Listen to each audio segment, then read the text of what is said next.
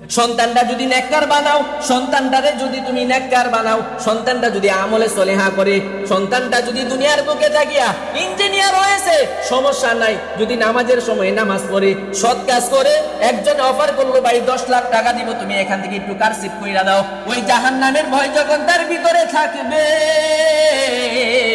ওই জাহান্নামের ভয় যখন বান্দা তার 2 নাম্বারি থেকে ফিরে আসবে, ইঞ্জিনিয়ারিং করতেছে কাজের মধ্যে যখন আল্লাহর রাসূলের সুন্নাত তরিকায় কাজটা করবে, ওই জাহান্নামের ভয় নিয়া মাওলার আদর্শ নিয়া যখন বান্দা কাজটা করবে, আর সে আজিমের মালিক আল্লাহ ডেকে বলে, ও ফেরেশতারা দেখো,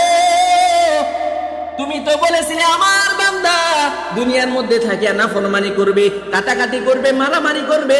দুনিয়ার মধ্যে ফিতনা ফাসাদ করবে, দেখো আমার রাসূলের সুন্নাত তরিকায় ইঞ্জিনিয়ারটা ইঞ্জিনিয়ারিং কাজ করা শুরু করে দিয়েছে, 10 লাখ টাকার অফার পাইয়া আমার জাহান্নামকে বলে নাই, আমার জাহান্নামের কথা স্মরণ করে